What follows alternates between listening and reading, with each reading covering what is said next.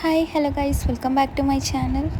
இன்றைக்கி நம்ம சேனலில் கிறிஸ்பியான உளுந்த வடை எப்படி செய்கிறதுன்னு பார்க்கலாம். இந்த ரெசிபி செய்கிறது ரொம்பவே ஈஸி தான். டேஸ்ட் வைஸ் இது ரொம்பவே நல்லாயிருக்கும். இதை நீங்கள் ஒரு ஸ்நாக்காக சாப்பிட்லாம்.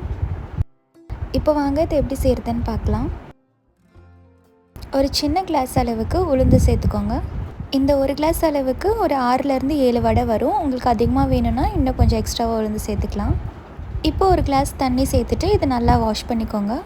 இதை நீங்கள் நல்லா வாஷ் பண்ணணும்.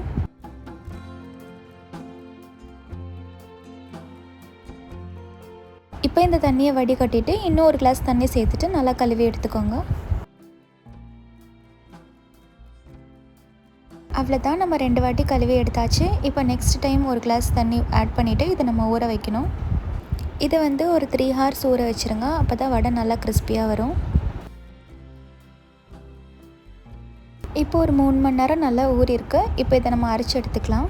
இதுக்கு தேவையான அளவுக்கு உப்பு சேர்த்துட்டு நல்லா அரைச்சி எடுத்துக்கோங்க. தேவையான அளவுக்கு கொஞ்சம் கொஞ்சமாக தண்ணி சேர்த்து அரைச்சி எடுத்துக்கோங்க. அதிகமாக தண்ணி சேர்த்துட்டிங்கன்னா வடை நல்லா வராது. இந்த மாதிரி கன்சிஸ்டன்சியில் இருக்கிற மாதிரி பார்த்துக்கோங்க. இப்போ இதில் கொஞ்சமாக கட் பண்ண வெங்காயம், கொத்தமல்லி, கொஞ்சம் பச்சை மிளகாய் சேர்த்துக்கோங்க. நான் இதில் சின்ன வெங்காயம் தான் சேர்த்துருக்கேன். உங்களுக்கு வேணும்னா நீங்கள் பெரிய வெங்காயம் யூஸ் பண்ணிக்கலாம். இப்போ இதில் ஒரு 2 டேபிள் ஸ்பூன் அளவுக்கு அரிசி மாவு சேர்த்துக்கோங்க.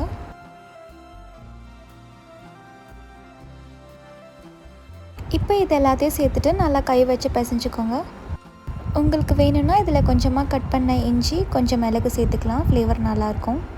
இதில் அரிசி மாவு ரொம்ப அதிகமாக சேர்க்கக்கூடாது. 2 டேபிள் ஸ்பூன் அளவுக்கு மட்டும் தான் சேர்க்கணும். இல்லைனா வடை ரொம்ப ரஃப் ஆயிடும். அவ்வளோதான், மாவு ரெடி ஆயிடுச்சு. இப்போ இதை நம்ம பொரித்து எடுத்துக்கலாம். ஒரு கடாயில் எண்ணெய் சேர்த்துட்டு நல்லா ஹீட் பண்ணிக்கோங்க. நான் இது பொரிக்கிறதுக்கு நல்லெண்ணெய் தான் யூஸ் பண்ணியிருக்கேன். நீங்கள் ரீஃபைண்ட் ஆயில் யூஸ் பண்ணிக்கலாம்.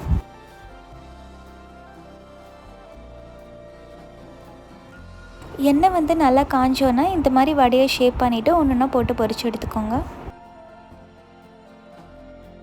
ஸ்டவ் மீடியம் ஃப்ளேமில் வச்சுட்டு இது 2 சைடுமே கோல்டன் ப்ரௌன் கலர் வர வரைக்கும் பொரித்து எடுத்துக்கோங்க. இப்போ பார்த்தீங்கன்னா ஒரு சைடு நல்லா வெந்துருச்சு. அதனால் திருப்பி போட்டு இன்னொரு சைடு வேக வச்சுக்கோங்க.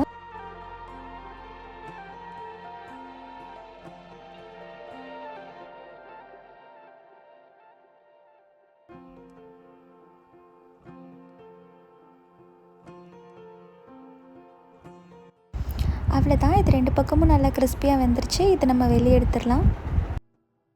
தான் ரொம்பவே கிறிஸ்பியான வடை ரெடி. இதை நீங்கள் சட்னி கூட சர்வ் பண்ணலாம். ரொம்பவே நல்லாயிருக்கும்.